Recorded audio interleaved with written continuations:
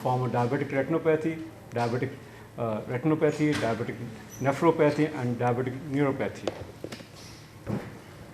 As we know that diabetes prevalence is increasing day by day in our country. In 1995, the prevalence of diabetes in Pakistan was 4.3 million.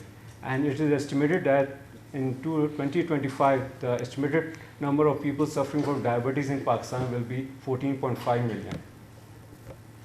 So there should be a multidisciplinary approach to deal with diabetes.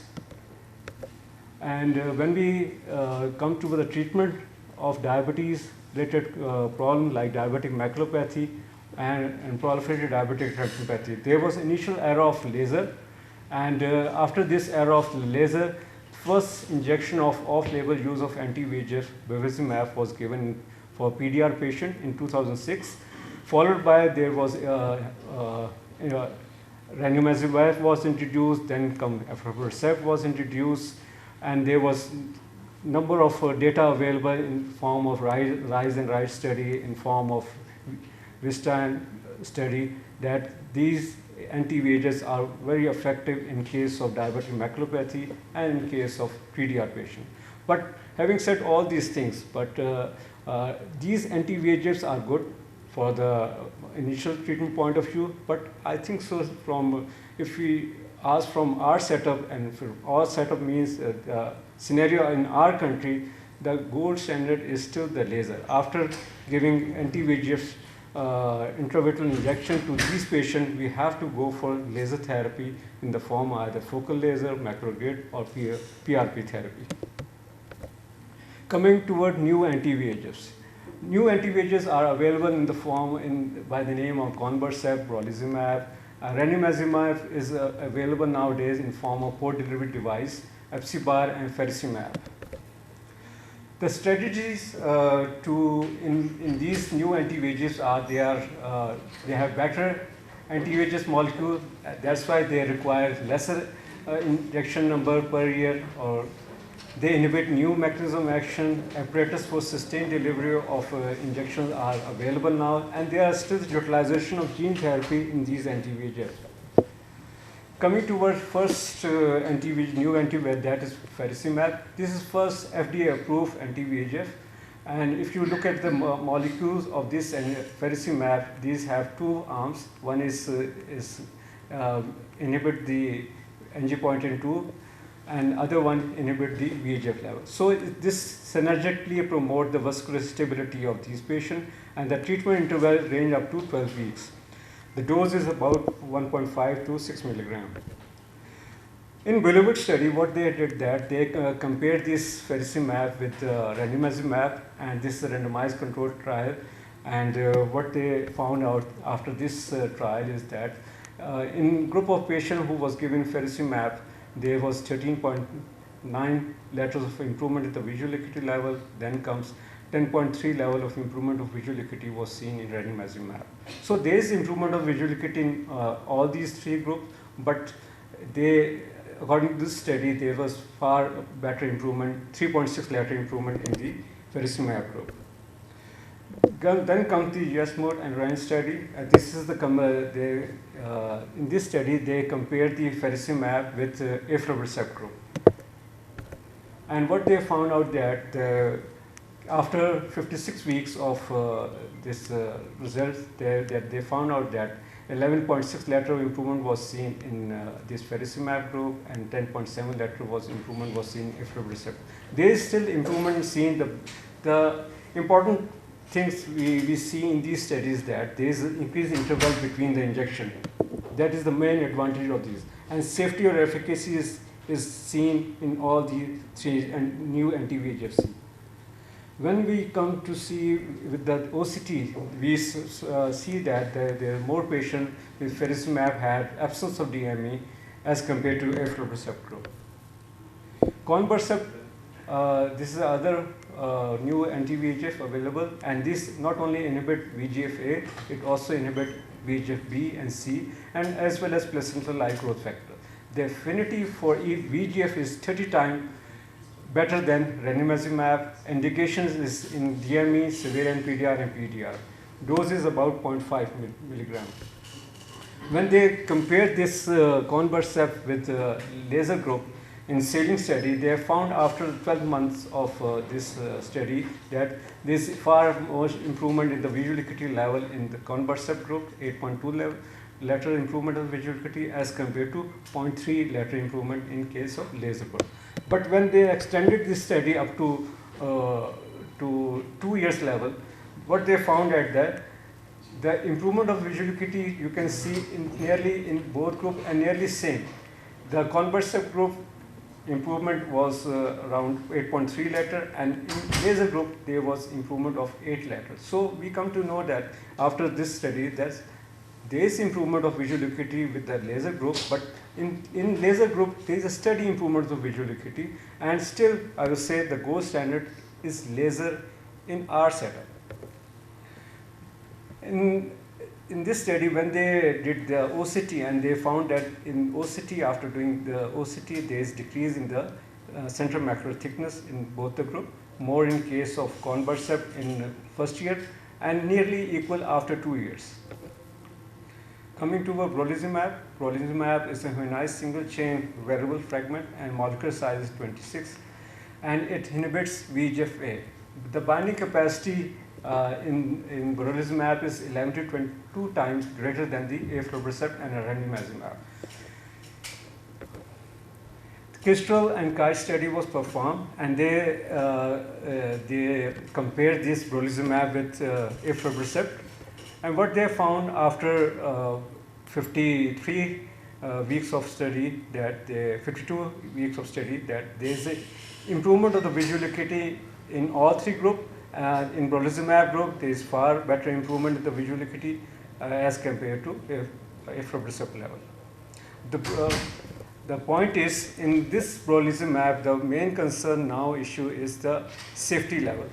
There are cases reported in which the patient has developed retinal vasculitis or retinal ischemia because of brolizumab. This is the main concern about this drug. Coming to ranibizumab nowadays can be delivered through a port delivery system. This was first implant which was carried. Port delivery system was the first implant approved for the treatment of macular degeneration. And in this port delivery system, 20 microliter customized formulation of ranibizumab was given to the patient. And Quetta study was performed, and in this study they have included 550 patients of DME group, and they have refilled this port delivery system after 6 months time, and at the same time they have compared the monthly interval injection of ranibizumab. The primary completion date of this study is about September 2022. And the risks and complication they have till now seen in port delivery system is most common complication has vitreous hemorrhage in 10.6% of cases, cataract, retinal detachment, and endophthalmitis. Coming towards utilization of gene therapy for the delivery of anti-VEGF, what they are doing is that there is vector, and this vector is preferentially taken up by the retinal cells, and there is a high level of production of monoclonal antibody fragment. And they are utilizing adenoviral vector as a vector, and through this vector they have combined the aflibercept, and they can give this gene therapy either via intravitreal route, subretinal route, or suprachoroidal route. And in this infinity study, what they have found out that in the group in which ADM along with aflibercept was injected, and when they compare with the aflibercept group, they have found out that the ADM group has greater than 2-step improvement of diabetic retinopathy severity scale after 12 weeks, and there is a 3-step improvement of visual acuity after 24 weeks. The main concern is in this study was this development of intraocular inflammation in these patients, 83% in the high dose group, 92% in low dose group, as compared to aflibercept patient.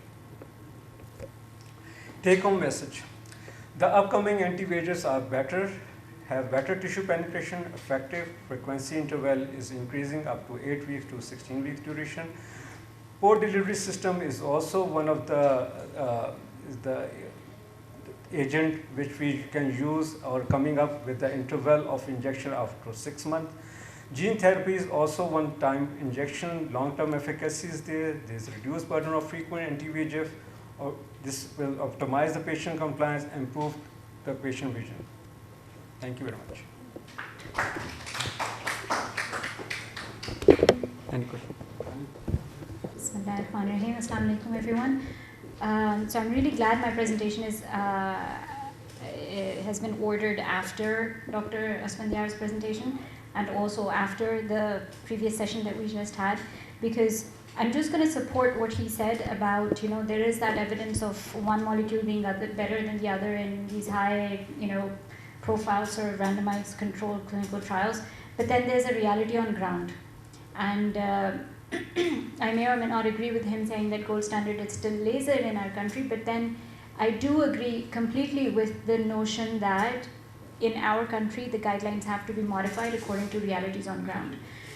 So with that in mind, at Amanat Eye Hospital where I work, we did sort of an internal audit where we collected evidence of how well bevacizumab works for our patients. And this is just that.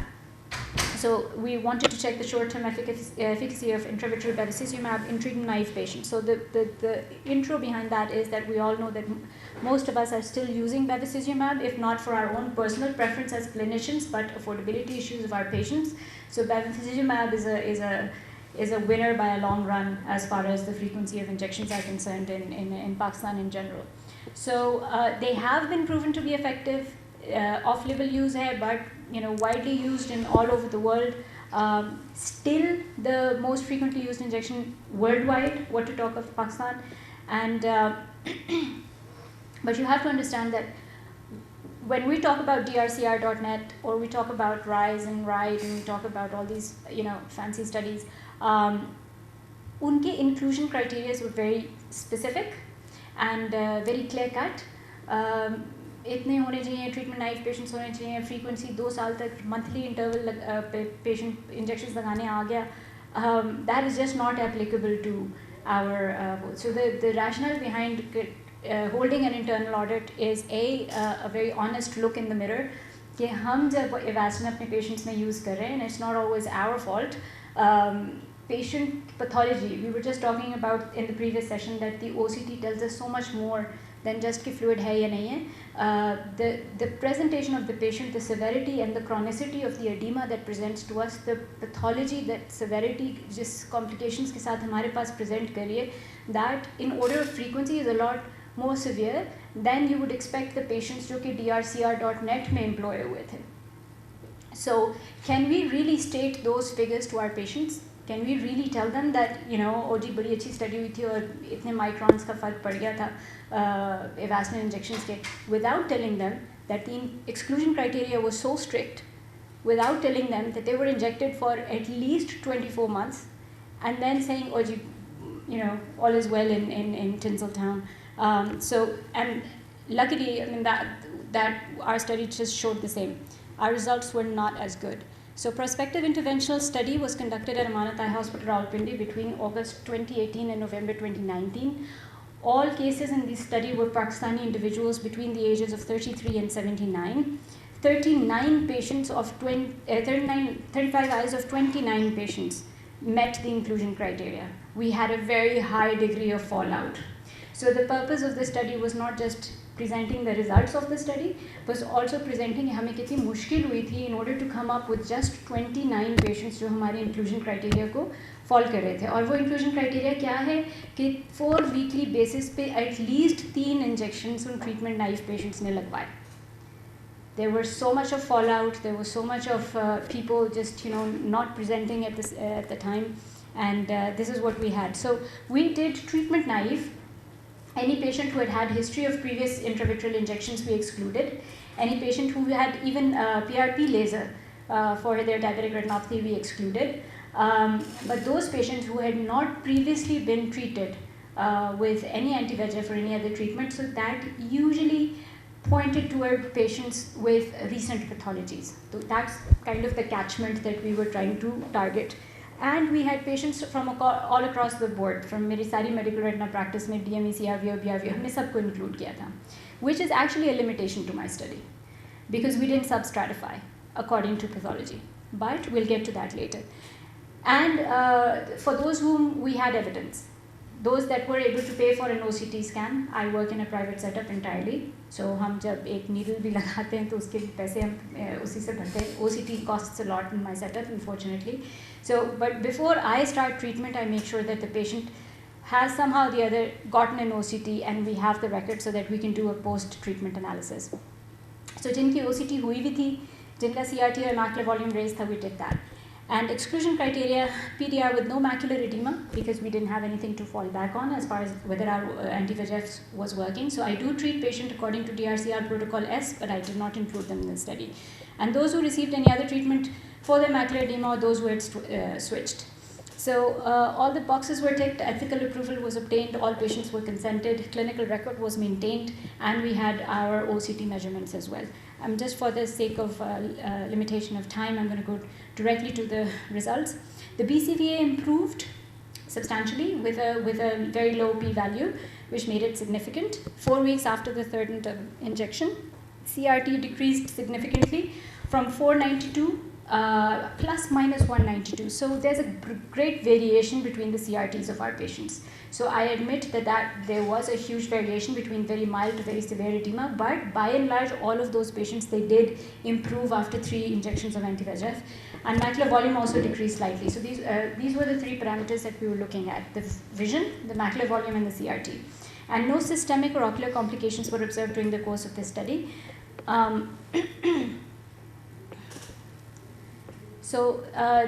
These were our results as far as before and after the bevacizumab. The mean BCVA increased with a significant p-value, but more than that, the CRT, it decreased from 492 on average to 362. Now, this is a good result, but it's not as good a result as stated with perhaps the BRVO or the RISE or the RIDE. Okay, so and the DRCR.net studies. So they did not, मतलब हमारे results इतने अच्छे नहीं थे. और ये मैं अपने setup की बुराइयाँ नहीं कर रही हूँ. मतलब मेरा सिर्फ ये है कि the pathology was, we had very strict criteria, aseptic measures, no end-off, no complications. But comparing our results to RISE and RIDE and DRCR is like comparing apples with oranges, because they're just not, real-time, real-world evidence hai, and that is why this terminology has been coined, because it is something that everybody is facing. Translating your DRCR studies into your clinics is very difficult, even for people who are in developed countries. So treatment with intravitreal bevacizumab injections was found safe and did result in clinically statistically significant improvement in SD-OCT parameters and visual acuity in patients with macular edema. However, the improvement in the real-world setting was suboptimal in comparison to large clinical trials for specific diseases in the developing world. Developed world में clinical trials with our results are different, and therefore I think it's unwise to quote those results to our patients, and it's very important to kind of, just as Dr. Sundar ne kaha, we have to know what works for us, right? So, and Avastin does, but not as well as perhaps the developed world. I thank you all for your patient listening.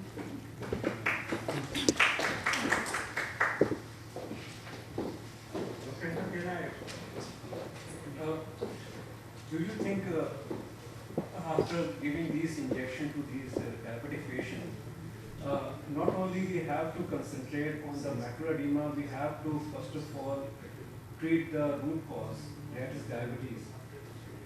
What I think in our patient, what is problem is they just want their vision should improve.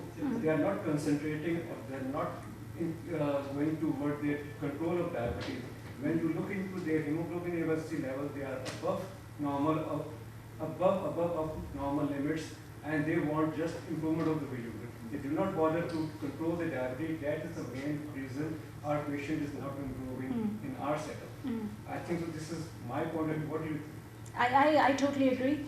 I totally agree. And even, but another limitation was the fact that we did not substratify. हमारे diabetic patients व the ones with it जब हमने किया था, because obviously we needed a certain number to call it clinically significant, लेकिन हमारे सब starter में ऑफ द 29 पेशेंट्स अराउंड 12 वो डायबिटिक और उनका रिजल्ट सबसे पुअर था. जो BRVO वाले थे और जो CRVO वाले थे वो फिर बहुत जल्दी इम्प्रूव किए थे, बिकॉज उसमें diabetic sort of most of them were hypertensives. But I completely agree with you. Patient who does not understand the nature of his disease, does not understand that the stem lies in the fact that I need to control my, it was my professor who told me कि उनको ये बताया कि बीमार आँख जब बीमार body में होती है तो वो इतना अच्छा रिस्पॉन्ड नहीं करेगी, तो वो हेल्दी बॉडी में होती है फिर वो अच्छा रिस्पॉन्ड करेगी. So this is a constant sort of, and people argue कि मेडिकल रेटिना एज अ सब स्पेशलिटी होनी चाहिए या नहीं होनी चाहिए, VR होनी चाहिए, with due respect doctors Mandiyar. But I think this is where you medical retina के पेशेंट का अप्रोच ही डिफरेंट है. जब आप उसके साथ 1 घंटा लगाते हो in order to get results, it's a change of gear from your VR practice in your MR. So yeah, my vote would be towards having a specialized MR. Thank you. I'm Dr. Sana Nadeem, and today I'm going to present optociliary shunt vessels in multiple sclerosis. Optociliary shunts or retinochoroidal venous collaterals are not opto, as they do not involve the optic disc circulation, nor ciliary, since they do not involve the ciliary arteries, nor shunts, which are direct channels between an artery and a vein. They are in fact new or pre-existing connections that shunt blood from the central retinal vein to the peripapillary choroidal venous circulation. Classically, the presence of these vessels is considered a red flag in neuro-ophthalmology and herald chronic optic nerve compression due to orbital tumors, chronic papilledema due to CNS tumors, central retinal vein occlusion, glaucoma, disc drusen, and a variety of other orbital diseases. Recently, they have been found congenitally following radial optic neurotomy and also in diabetes mellitus. These shunts allow venous blood to flow from the retinal circulation bypassing the obstruction in the central retinal vein into the choroidal venous circulation and exit via the vortex and ophthalmic veins. Our first case is that of a 43-year-old diabetic and hypertensive lady who presented to us with gradual progressive decrease in vision of the left eye accompanied by generalized headache for 1 year. She was a hypermetrope and best corrected visual acuity in the left eye was 6/60. She also had amblyopia. However, her color vision was impaired in the left and she was found to have bilateral dilated optociliary shunt vessels on the superior halves of both the discs along with arteriovenous changes and mild venous engorgement. A diagnosis of previous optic neuritis was considered and an urgent contrast-enhanced MRI of the orbit and brain was ordered. Humphrey perimetry revealed bilateral arcuate-like defects which later evolved into binasal defects. Fundus fluorescein angiography confirmed the presence of these collateral vessels in showing absence of any leakage. Optical coherence tomography of the optic nerve head and the ganglion cell complex showed a healthy retinal nerve fiber layer, but a thinning of the ganglion cell complex and also bilateral macular thinning which increased at 1 year of follow-up. Inner nuclear layer is also thinned, and as you know, ganglion cell complex is thinned not in amblyopia but in some other pathology pertaining to the optic nerve.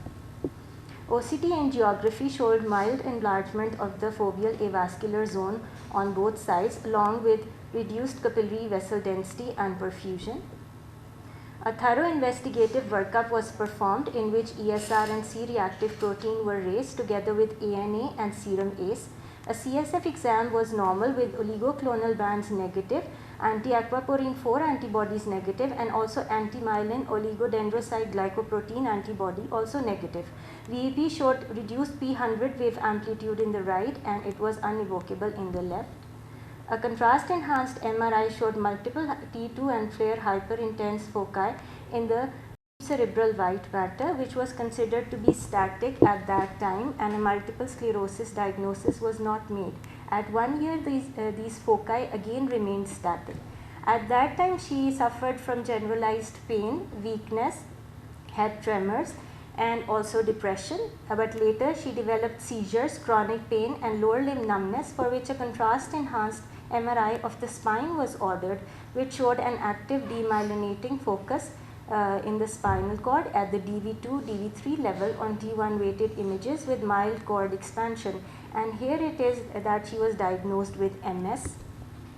Other features of MS in this patient was bilateral mild epiretinal membrane, retinal thinning, ganglion cell complex and inner nuclear layer thinning.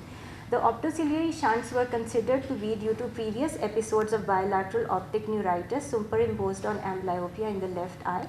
In the absence of diabetic microangiopathy, diabetes was ruled out as a causative factor, so were other diseases. For MS, she was treated with levetiracetam, steroids and leflunomide and has improved symptomatically. The optic neuritis has not recurred so far. Our second case is that of a 49-year-old lady who presented to us with sudden loss of vision in the right eye, accompanied by retrobulbar pain and headache for the past 5 days, and she gave a history of lower limb weakness off and on. Her visual acuity OD was 6/60, color vision was impaired with an RAPD positive. She had right neuroretinitis and acute multifocal placoid pigment epitheliopathy. OCT macula showed presence of hard exudates and serous retinal detachment together with the swollen optic disc. The left eye was normal.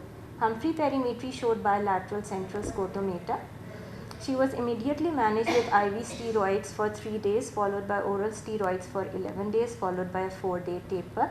She was also given oral albendazole in case the diagnosis was Duchenne. Later, she was shifted to azathioprine, naproxen, and alpha-calcidol. Her ESR was raised together with serum ACE and ANA. All of these are raised in multiple sclerosis. An MRI showed multiple discrete T2 and flare hyperintense foci bilaterally in the subcortical white matter. And CSF exam showed the presence of oligoclonal bands. A multiple sclerosis diagnosis was made and she was treated with oral steroids and leflunomide. 2 months later, her vision returned. However, she developed optociliary shunts on the inferior half of the right disc. OCT reveals retinal thinning suggestive of MS and ganglion cell loss. OCTA shows reduced capillary density and perfusion in the right eye as compared to the left. 3 months later, she had discontinued her MS medication for a few days, and she presented with sudden decrease in vision of both eyes. Visual acuity was hand movement, color vision was impaired, pupils were sluggish, and she had bilateral optic neuritis, left-sided neuroretinitis, bilateral APMPPE with large serous retinal detachments. Perimetry revealed central scotomata. FA confirmed the shunt vessels and leakage from the left eye. Again, she was treated with IV steroids and she improved. Multiple sclerosis is a chronic relapsing repeating CNS disease characterized by demyelination, inflammation and axonal degeneration with clinical evidence of optic neuritis in 70%. Its etiopathogenesis involves vascular factors, hypoxia and hypoperfusion causing energy failure. It is associated with retinal thinning, reduced retinal perfusion and reduced density of the retinal microvasculature on OCTA, which is more pronounced after optic neuritis.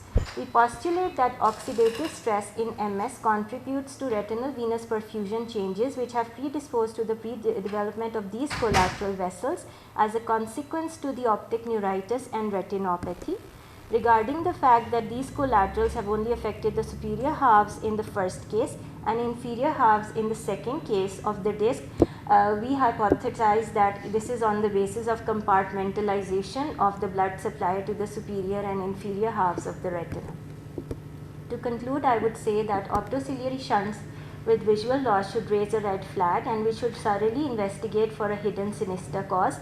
Optic neuritis due to MS has never previously been reported and as an association or causation for these collaterals. This research is available as a preprint on SSRN.